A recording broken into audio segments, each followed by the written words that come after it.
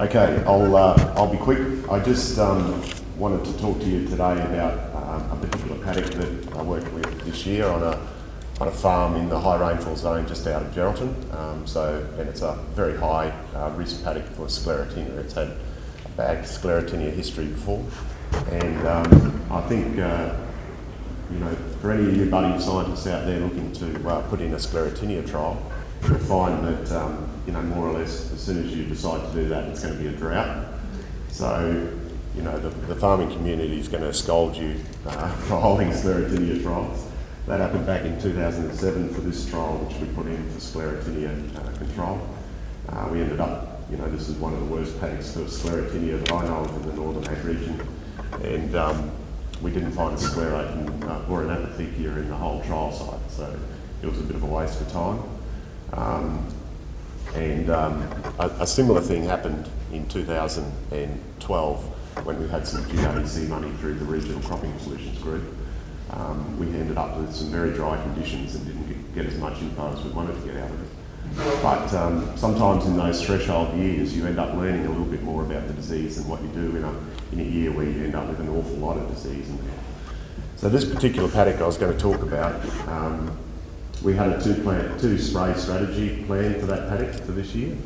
The first spray was going to be just as the flowers started to emerge, and then the second spray was going to be at about 40 or 50% flowering. It had a very high yield potential. It was a roundup ready crop, likely to go 2 tonne quite easily in a good season, so that's pretty good for the northern ag region.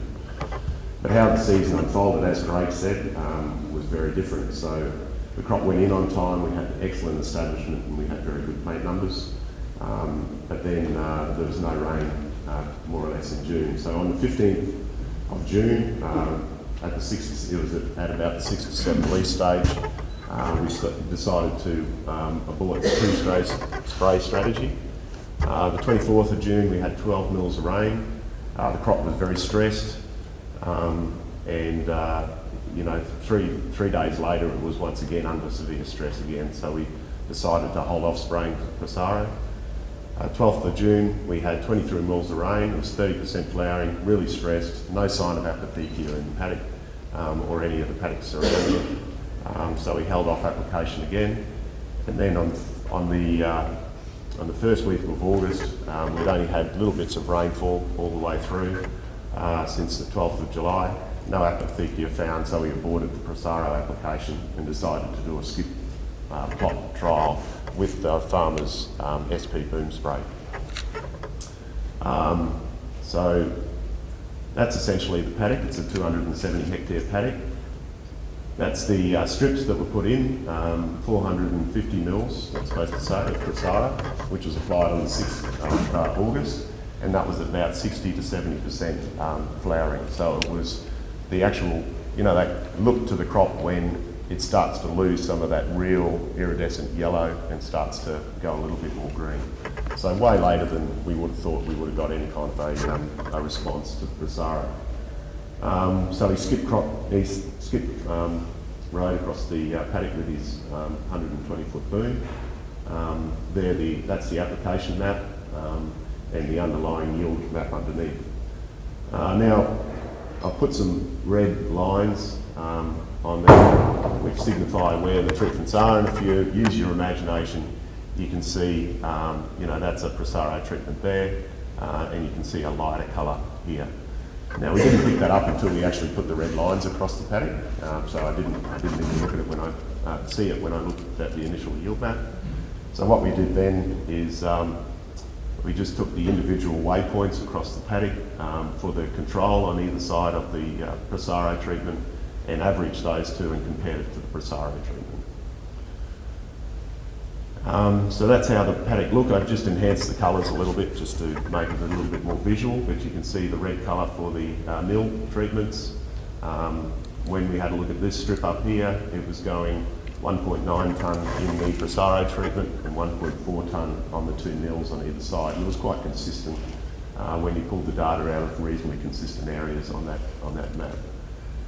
This is another one here, 1.8 to 1.5. This section over here is a much sandier soil, so it's not a soil that's where Sclerotinia is as prevalent, and the yield response that we got in that section, still a reasonable part of the paddock, was not as high. When we have a look at the red sections, where we were down at around 1.1, 1.2 tonnes per hectare, we weren't getting any response from the Passaro in this particular paddock. So the conclusions that I found was that late Sclerotinia infections can still be quite damaging, very soil type related. The zones in the paddock which were yielding 1.2 tonnes per hectare or less failed to respond to Passaro. And when you have a look across the whole of the paddock, that was 109 hectares of 276, so roughly 39% of that paddock was unresponsive. And so, you know, it's very difficult in those situations to make the right decision as to whether you treat the whole of the farm, and you have 40% of that not actually responding, but some of those sections in that paddock are responding extremely well. So this to me says that variable application of Passaro across the paddock on biomass and soil type is certainly a way to try and keep those costs to a minimum. And certainly what I learnt this year most of all was to stay flexible. We had, you know, up until this year a pretty regimented idea about the timing of spraying, and I think if we had a normal season, I think that those thresholds are correct. But when, as Rajit said, when we end up with a season like we had, we still need to stay flexible and be able to move that application window according to the seasonal conditions in the crop stage. Thank you, Paul.